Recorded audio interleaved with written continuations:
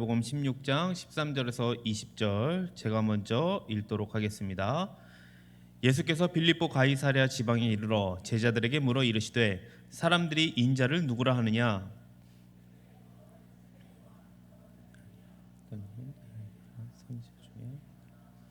이르시되 너희는 나를 누구라 하느냐? 베드로가 대답하여 이르되 주는 그리스도시요 살아계신 하나님의 아들이시니이다.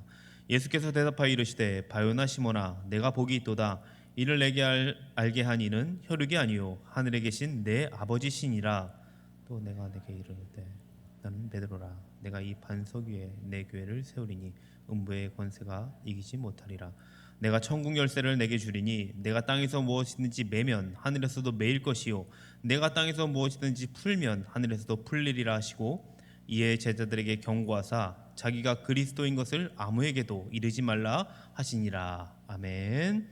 네, 오늘 함께 볼 말씀, 이 마태복음 중에서도 매우 중요한 부분의 한 장면이라고 할 수 있습니다. 어떻게 보면 제가 계속 마태복음이 중요하다 하니까 매번 중요한 것 같은데요. 근데 이번에 이 부분은 정말 중요한 부분이긴 합니다. 아마 여러분들도 오늘 본문은 많이 읽으셨기도 했을 거고 또한 많은 설교를 들었기 때문에 너무나 잘 알고 있는 말씀 중에 하나이기는 합니다. 바로 베드로의 신앙 고백이 나오는 장면입니다. 계속 마태복음을 여러분과 함께 나누면서 제가 계속 주체를 잡고 갔는데 예수님이 누구이신가에 대해서 계속 말씀을 갖고 이끌어 왔습니다. 근데 드디어 오늘 본문에서는 예수님이 누구신가라는 답변이 나오고 있습니다. 여러분들과 함께 이 주제를 가지고 오늘 설교를 풀어나가려고 합니다. 예수님이 누구이신가? 네, 어떻게 보면 예수님의 이 3년 갈릴리 사역은 제자들이 이 답변을 하기 위해서 시행된 사역이라고 볼 만큼 마태복음 안에서는 이 예수님이 그리스도라는 사실을 깨닫는 것이 얼마나 어렵고 중요한지를 보여주고 있습니다. 물론 이것은 마태복음뿐만 아니에요. 마가복음에서도 그렇고 누가복음에서도 갈릴리 사역의 정점에 위치하는 것을 볼 수 있습니다. 그렇기 때문에 이 고백이 갖는 의미가 얼마나 중요한지 오늘 말씀을 통해서 다시 한번 살펴보면 좋을 것 같습니다. 먼저 우리가 13절을 한번 보도록 할게요. 13절을 보면 예수님의 질문이 나옵니다. 한번 같이 읽어보도록 하겠습니다. 시작. 예수께서 빌립보 가이사랴 지방에 이르러 제자들에게 물어 이르시되 사람들이 인자를 누구라 하느냐? 자, 인자를 누구라 하느냐? 나를 누구라 하냐 이거예요. 제자들에게 내가 누구냐라고 묻습니다. 이 질문이 얼마나 중요한지 마태복음 1장 1절부터 시작할 때부터 분명히 밝히고 있죠. 아브라함과 다윗의 자손 예수 그리스도의 계보라.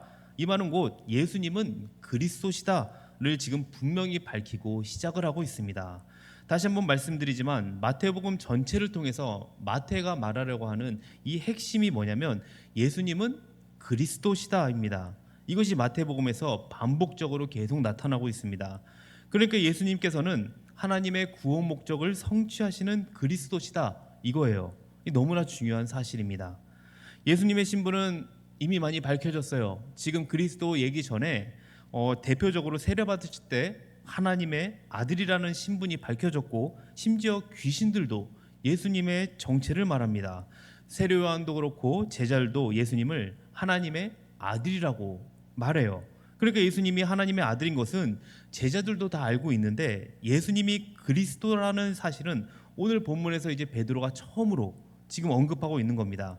그러니까 베드로가 말하기 전까지 사람들의 입을 통해서 한 번도 언급되지 않은 호칭이 지금 그리스도 이 호칭입니다.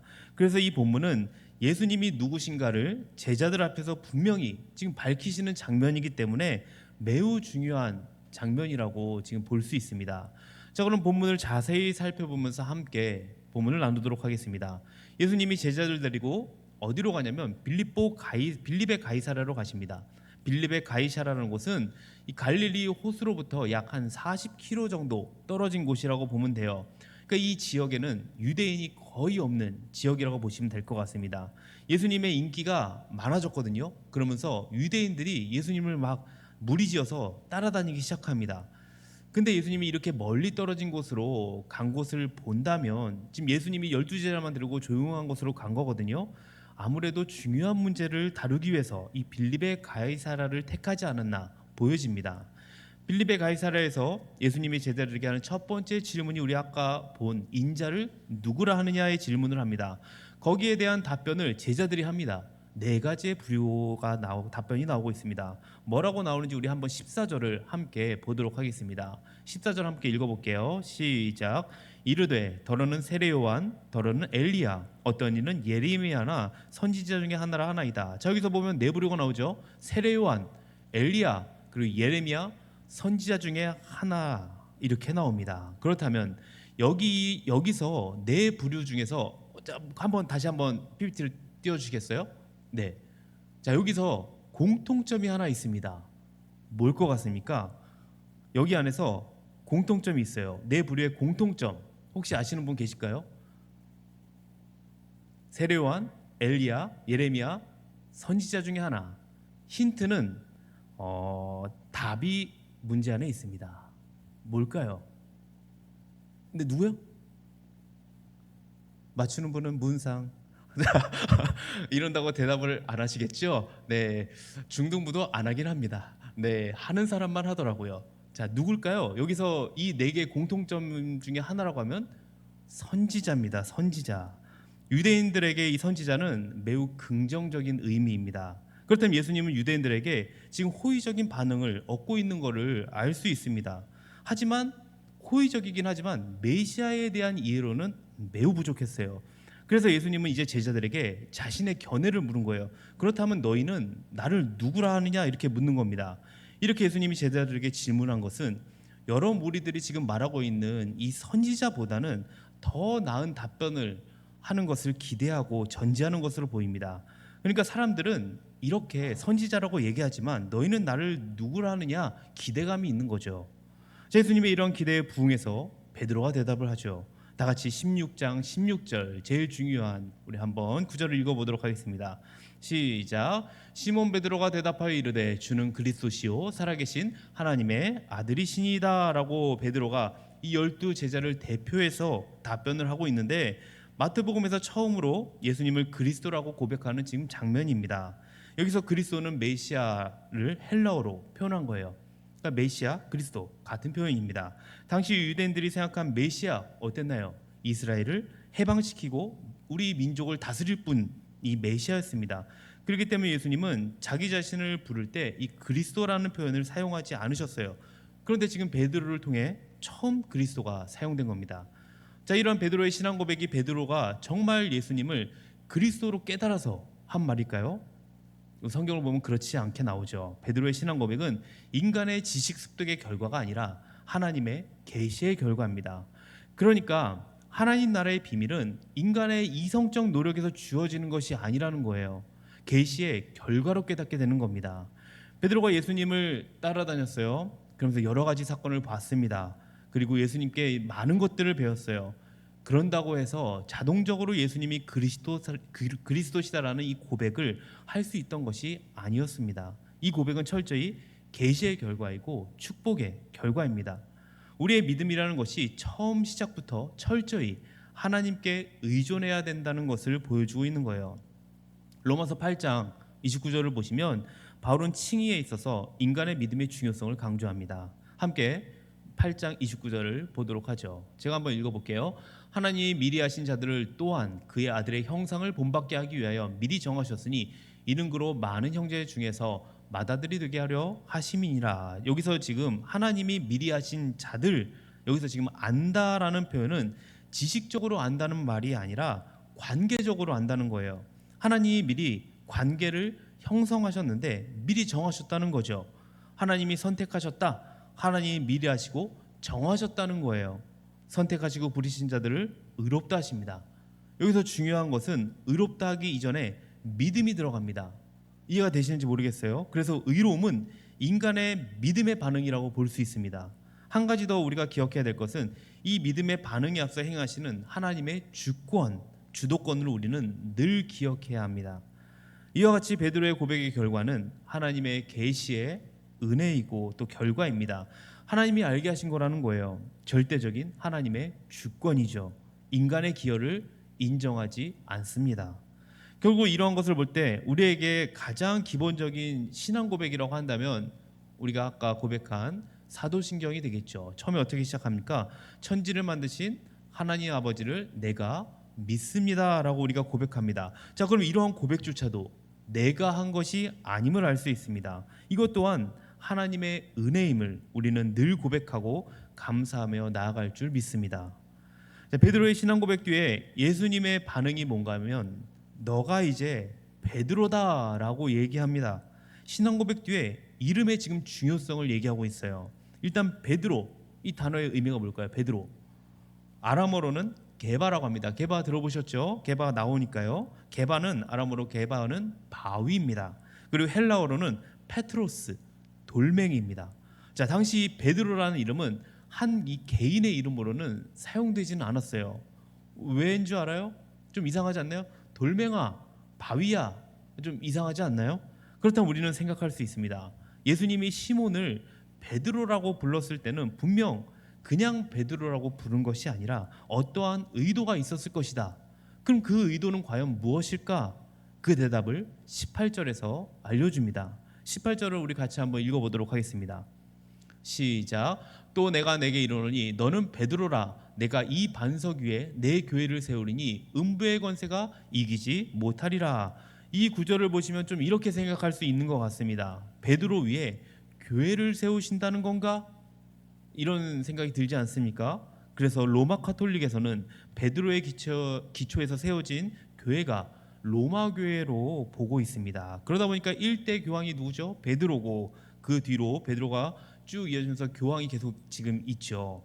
그래서 베드로가 교회의 기초라고 말하면서 로마 교회만이 예수님께서 세우신 유일한 교회라고 주장을 합니다. 근데 이것은 잘못된 거죠. 본문은 이렇게 해석을 하지 않습니다. 교회의 기초로서의 역할이 과연 지금 베드로에게만 국한되어 있는가? 그렇지 않다는 겁니다. 사실 베드로가 교회의 기초라고 불리는 것은 그의 성품이나 그의 능력이 아니라 그가 12제자를 대표해서 예수님을 그리스도로 고백했다는 사실 때문입니다. 그러니까 대표자로서 지금 베드로를 나타낸 거예요. 또한 예수님께서 선택하신 이 12제자는 이스라엘을 대표합니다. 그렇기 때문에 베드로가 교회의 기초라고 불리는 것은 베드로에게만 주어진 것이 아니고 또한 12제자들에게만 이 주어진 것이 아닙니다. 그렇다면 누구에 어디에 주어진 겁니까? 교회 공동체 전체에게 주어진 겁니다. 여기서 전제는 예수님이 직접 지금 세워 가신다는 거예요. 소유권은 누구인가요? 바로 예수님이죠. 그래서 교회는 내 교회가 아니라 그리스도의 교회입니다. 교회는 철저히 그리스도의 소유라는 거예요. 우리가 한 가지 조심해야 될 것이 있는데 내 교회라고 되는 순간 내 교회가 최고가 됩니다. 그리고 내 교회에서만 제대로 신앙생활을 할 수 있다는 그 마음이 들 수 있습니다. 그러니까 내가 내 교회에 헌금을 얼마큼 했는데 내가 내 교회를 해서 내가 헌신봉사를 얼마큼 했는데 이것이 기준이 되어서는 안 된다는 거예요. 저도 여기서 사역을 하는 동안은 최선을 다해서 이 교회를 섬길 겁니다. 그리고 주님 주신 모든 것을 가지고 제가 여기서 감당을 할 거예요. 사역을 감당할 거예요. 하지만 저에게 맡겨진 이 사역이 끝난다면 전 또 다른 곳으로 가서 주님의 교회를 섬기겠죠. 물론 여러분에게 지금 저의 입장으로서 이 신앙생활을 하라는 것은 아닙니다. 하지만 우리가 이러한 청지기적 관점에서 우리가 교회를 섬겨야 될 줄 믿습니다. 19절을 함께 읽어보도록 하죠. 19절 함께 읽어보도록 하겠습니다. 시작. 내가 천국 열쇠를 내게 주리니 내가 땅에서 무엇이든지 매면 하늘에서도 매일 것이요 내가 땅에서 무엇이든지 풀면 하늘에서도 풀리리라 하시고, 자, 만약 하늘나라의 열쇠가 베드로에게만 지금 주어졌다고 한다면 지금 베드로에게는 엄청난 권한이 주어지는 겁니다. 이 권한은 베드로만 홀로 누리는 권한이 아니라 교회 공동체에게 주어지는 권위예요. 왜냐하면 예수님이 지금 우리가 보지 않았지만 나중에 보게 될 거예요. 18장 18절에 교회 전체에게 이 말씀을 지금 또 하시기 때문입니다. 자, 한번 18장 18절 한번 볼게요. 진실로 너에게 이르노니 무엇이든지 너희가 땅에서 매면 하늘에서도 매일 것이요 무엇이든지 땅에서 풀면 하늘에서도 풀리리라. 이처럼 베드로가 제자 집단을 대표해서 신앙 고백을 했듯이 그 권한도 지금 대표로 부여받고 있다는 것입니다. 그러니까 교회 지금 공동체에게 권위가 주어지면서 땅에서 매면 하늘에서도 매이고 땅에서도 풀리면 하늘에서도 풀린다. 지금 이렇게 말씀하고 있는 거예요. 여러분, 이 순서를 지금 보면은 땅에서 매면 하늘에서도 맨다. 이렇게 지금 여러분 이해가 되시죠? 그런데 원문을 살펴보면 이렇지 않습니다. 땅에서 매면 하늘에서도 메어져 있을 것이요. 지금 미래 완료형으로 원문에 나와 있습니다. 그 두 동사 모두 미래 완료형으로 메어져 있을 것이다, 풀어져 있을 것이다, 이렇게 나옵니다. 결국 이 말은 메어져 있는 것이 지금 드러나게 된다는 거예요. 그렇다면 결정은 뭔가요? 땅에서 먼저 하는 것이 아니라 하늘에서 먼저 지금 결정이 됐다는 것이겠죠. 저는 여태까지 지금 이 말씀을 보면서 내가 이 땅에서 어떻게 하느냐에 따라서 하늘에서 결정되는 것으로 이해를 했습니다. 그래서 내가 이 땅에서 잘못한 것이 있다면 잘못을 내가 풀어야 하늘에서도 풀리겠구나, 이런 생각을 했던 것 같아요. 이런 설교를 들었겠죠. 이렇게 잘못된 것을 좀 돌이키는 것으로 교훈을 삼았던 것 같습니다. 우리가 당연히 이 땅에서 잘해야 되는 거 맞습니다. 하지만 본문에 나온 말씀은 땅의 결정에 따라 하늘이 좌우되는 것이 아니라는 거예요. 반대로 생각해야 됩니다. 하늘이 행동의 주도권을 갖고 있다. 그렇기 때문에 교회 기능이 매우 중요하다는 겁니다. 그렇다면 여기서 말하고 있는 우리들과 교회의 역할이 무엇인가입니다. 하늘에서 맨 것을 땅에서 밝히고 실행하는 역할이에요. 왜냐하면 하늘의 뜻이 교회를 통하여 이 땅에 나타나지기 때문입니다. 그렇다고 이렇게 생각해서는 안 되는데, 교회가 하늘을 움직이는 이 특권을 갖고 있다, 이렇게 오해해서는 안 돼요. 그래서 우리는 하늘의 뜻을 민감하게 확인하는 것이 중요합니다. 어떻게 하나님의 뜻을 알 수 있을까요? 어떻게 하나님의 뜻을 알 수 있습니까? 아직 우리가 지금 18장을 살펴보지 않았죠. 18장에 메고 푸는 것에는 기도가 방법으로 제시되고 있습니다.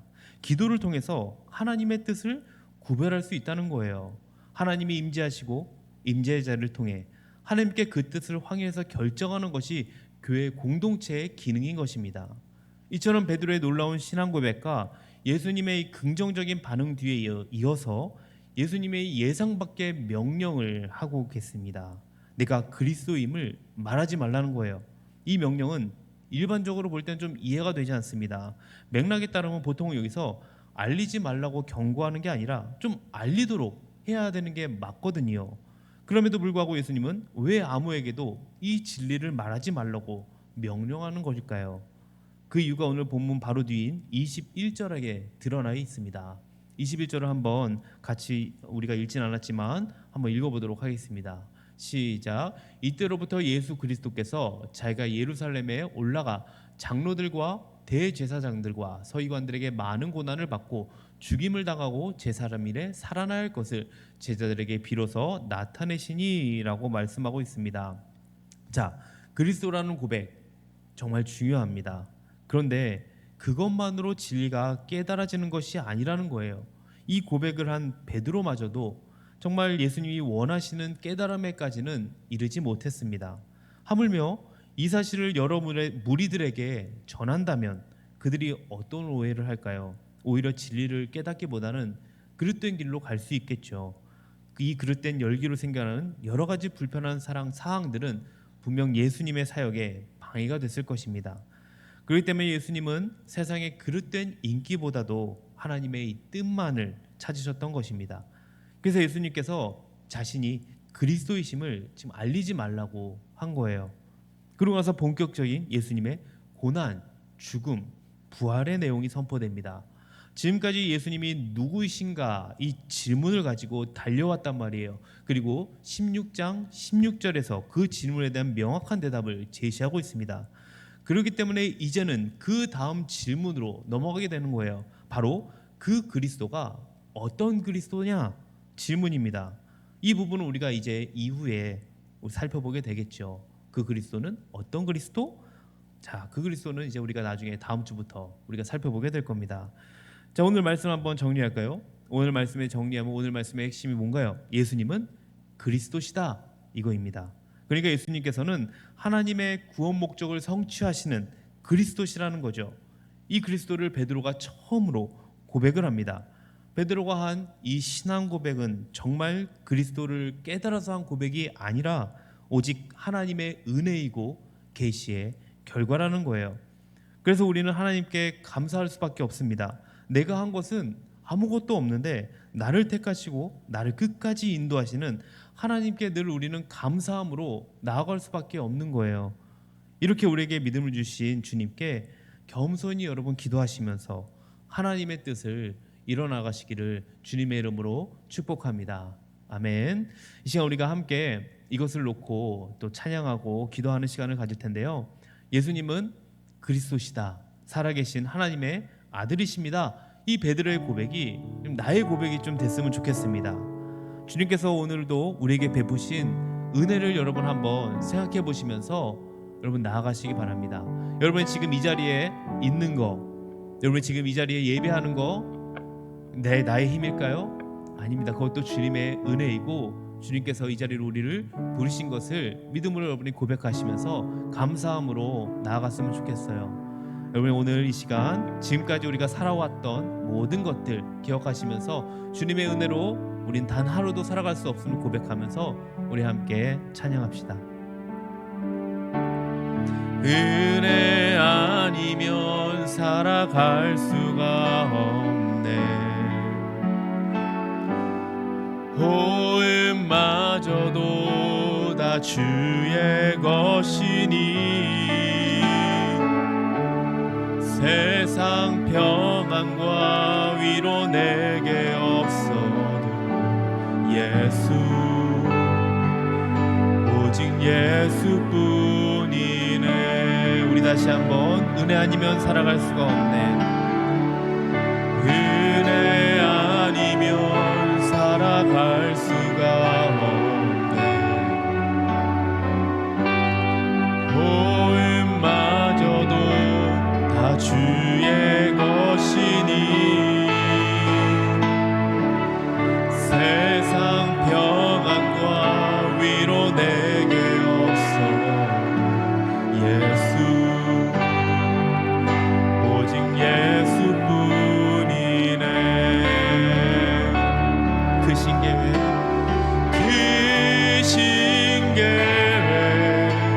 다 볼 수도 없고 작은 것 안에 지쳐도 주께 묻기 나의 모든 삶 버티고 견디게 하시네. 은혜 아니면 살아갈 수가 없네. 은혜 아니면 살아갈 수가 없네. 나의 모든 것 다 주께 맡기니 참된 평안과 위로 내게 주신 주 예수, 오직 예수뿐이네. 우리 한 번 더 찬양하겠습니다. 은혜 아니면 살아갈 수가 없네. 은혜 아니면 살아갈 수가 없네. 호흡마저도 다 주님의 것입니다. 호흡마저도 다 주의 것이니 세상 평안과 위로 내게 없어도 예수, 오직 예수뿐이네. 아멘. 그 신계획 다 볼 수도 없고 그 신계획 다 볼 수도 없고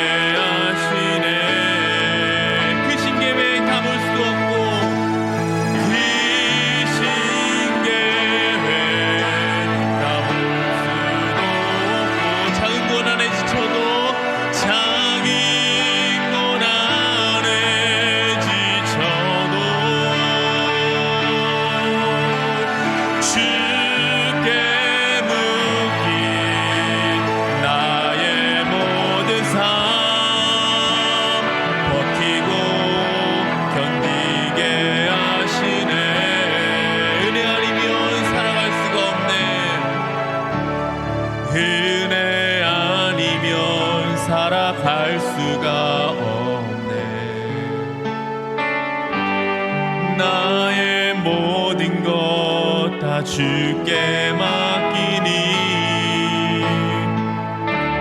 참된 평안과 위로 내게 주신 주 예수 오직 예수뿐이네. 우리 목소리로 고백하겠습니다. 은혜 아니면 살아갈 수가 없. 나의 모든 것 다 주께 맡깁니다. 나의 모든 것 다 주께 맡기니 참된 평안과 위로 내게 주신 주 예수 오직 예수뿐이네. 오직 예수 그리스도뿐입니다. 우리는 주님의 그 은혜 아니면은 단 1분 1초라도 우리는 살아갈 수 없는 존재임을 우리가 고백하시기 바랍니다. 우리의 모든 것 다 주님께 왔습니다. 그래서 그 평안 그리고 위로 그리고 그 모든 것들을 주님께서 우리에게 더하실 것입니다. 그래서 이 시간 우리가 함께 오늘 말씀을 생각하면서 기도하면 좋겠습니다. 예수님이 나의 구주가 되십니다. 그 예수님이 나의 그리스도가 되십니다. 나에게 믿음을 주셨습니다. 이것을 기억하면서 우리가 감사함으로 겸손함으로 그 주님의 뜻을 구하며 나아가시기 바랍니다. 그리고 또한 우리가 함께 기도할 것은 환우들을 위해서 한번 기도했으면 좋겠습니다. 연약한 이들에게, 믿음이 연약한 자들에게, 그리고 몸이 불편한 이들에게 치유와 회복의 은혜를 더하여 달라고 우리 다 같이 기도했으면 좋겠습니다. 그리고 마지막 한 가지 우리가 더 기도할 것은 우리 청년부 위해서 같이 기도했으면 좋겠어요. 우리 믿음의 청년들 그리고 믿음 가운데 이제 거하지 못하고 있는 이 자리에 나오지 못한 우리 청년들을 위해서 우리가 함께 기도하며 나갔으면 좋겠습니다. 이 청년들 다시 이 자리에 나와서 다시 예배의 회복이 있게 하여 주시고 또 그 예배의 회복을 통해서 믿음이 자라나며 다시 신앙생활을 기쁨으로 감당하며 나아갈 수 있도록 우리가 함께 기도하며 나가겠습니다. 그리고 함께 진행되고 있는 이 청년부실을 위해서 이 청년부실이 주님의 뜻 안에 온전히 잘 정말 이루어질 수 있도록 잘 진행될 수 있도록 완성될 수 있도록 우리가 그렇게 기도하며 나가겠습니다. 오늘 말씀을 위해서 그리고 환우들을 위해서 우리 청년부를 위해서 청년부실을 위해서 우리 함께 기도하며 나가도록 하겠습니다. 같이 주여 한번 외치고 기도하며 나가겠습니다. 주여, 주님 이 시간도 주님께서 우리를 이끌어 주시고 또 이 자리로 함께 부르신 주님께 감사와 영광을 올려드립니다. 주님 오늘 또 말씀을 생각하면서 기도하며 나갑니다. 정말 예수님이 나의 그리스도 되심을 고백합니다. 주님께서 하나님 아버지 우리에게 믿음을 주셔서 또 이 자리에 나와서 예배하게 하신 주님, 그 주님께 하나님 아버지 감사를 드립니다. 우리는 하나님 아버지 주님의 것이고 주님께 하나님 아버지 속한 자이므로 하나님 아버지 그 주님께 우리는 늘 감사하며 살 수밖에 없습니다. 주님 우리의 인생을 책임져 주시옵소서. 우리가 주님 앞에 나아갑니다. 주님께 모든 것을 맡기며 나아갑니다. 그래서 하나님 아버지 주님께 맡길 때에 정말 우리의 가운데 하나님의 참된 평안과 은혜가 있을 줄 믿습니다. 우리를 위로하여 주시고 말씀으로 위로하여 주시고 말씀으로 깨닫게 해주시고 말씀으로 하나님 아버지 우리가 더욱더 나아갈 수 있는 굳건한 믿음을 넣어 주시옵소서. 주님께서 하나님 아버지 오늘 말씀으로 더욱더 우리가 감사함과 겸손으로 나가기를 소망합니다. 우리가 하나님 아버지 늘 겸손한 주님의 뜻을 구하며 나갈 수 있도록 인도하여 주시옵소서. 그래서 하나님 아버지여 늘 주님의 뜻을 구할 수 있도록 주님께 말씀과 기도로 나아가기는 청년부가 되기 원합니다. 말씀이 우리 안에 있고 기도를 통해서 늘 하나님 아버지 주님의 뜻을 구하며 나가게 하여 주시옵소서. 특별히 우리 청년부가 주님 안에서 하나가 되기 원합니다. 우리 청년부를 붙잡아 주시고 더욱더 하나님 아버지 우리가 나오지 못한 우리 청년들도 우리가 기도하며 나아가오니 다시 하나님 아버지 예배 자리로 나오게 하여 주시옵시고 예배를 통해서 하나님 더욱더 믿음이 회복되어지는 귀한 시간들이 될 수 있도록 주여 은혜를 베풀어 주시옵소서. 또 우리 청년부실 하나님 아버지 해나가고 있습니다. 주 하나님 아버지 어려운 가운데 있고 아직 하나님 아버지 부족한 부분도 많습니다. 주님께서 하나님 아버지 기도하며 나아가오니 주 하나님께서 하나님 아버지 이루어 주시옵소서. 주님께서 붙잡아 주시옵소서. 잘 진행될 수 있도록 주님께서 은혜 풀어 주시옵시고 온전히 주님의 뜻을 구하며 무엇 가운데서 또 하나님 아버지여 주님 하나님 아버지 완성되는 그날까지 우리가 늘 하나님 아버지 기도하며 주님께 뜻을 구하며 그것을 한 마음으로 한 뜻으로 같이 해나갈 수 있도록 주여 붙잡아 주시기 원합니다. 주여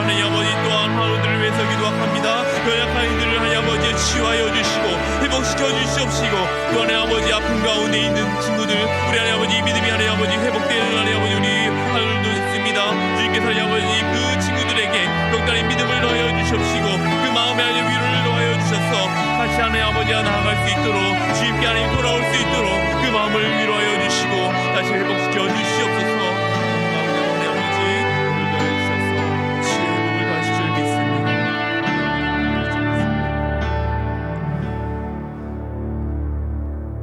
살아서 역사하시는 하나님 아버지 감사합니다. 오늘도 주의 은혜로 이 자리에 함께 예배하게 하신 주님의 은혜에 감사를 드립니다. 주님, 우리가 이 자리에서 예배하는 거 정말 주님의 은혜 아니고서는 우리가 예배에 이 자리에 나올 수 없음을 고백합니다. 그 예수님을 믿을 수 있는 그 믿음 주신 거, 그 예수님의 신실하심에 다시 한번 감사와 영광을 올려드립니다. 늘 주님 앞에 우리가 감사함으로 나아가게 하여 주시옵소서. 주님은 살아계신 하나님의 아들이고 예수 그리스도이십니다. 이 고백이 우리의 고백이 되게 하여 주시옵시고 정말 구원의 성취를 위해서 오신 그 예수 그리스도를 정말 온전히 믿는 믿음으로 정말 이 신앙생활을 온전히 감당하는 우리 청년부 되게 하여 주시옵소서. 주님께서 또한 아프고 어려운 우리 환우들이 있는 우리 청년들에게 마음을 위로하여 주시고 속히 하나님 건강의 회복을 주셔서 다시 하나님 이 자리에 나오게 하여 주시옵시고 또 이 자리에 정말 연약한 우리 환우들이 있다면 주님 믿음이 회복되게 하여 주시고 또 치유의 회복을 주셔서 다시 건강한 상태로 주님께 하나님 더욱더 신앙생활을 기쁨으로 감당할 수 있는 그러한 은혜를 베풀어 주시기 원합니다. 주님, 우리 청년부를 더욱더 기도하며 나아갑니다. 청년부가 주 안에서 하나 되게 하여 주시옵시고 사랑이 넘치는 청년부가 되게 하여 주시옵시고 이곳에 오는 순간 정말 주님의 그 구원의 역사들을 맛볼 수 있는 그러한 우리 청년부가 되게 하여 주시옵소서. 또한 청년부실도 주님의 은혜 가운데 온전히 이루어 나갈 수 있도록 주께서 인도하여 주시옵소서. 감사드리며 예수님 이름으로 기도합니다. 아멘.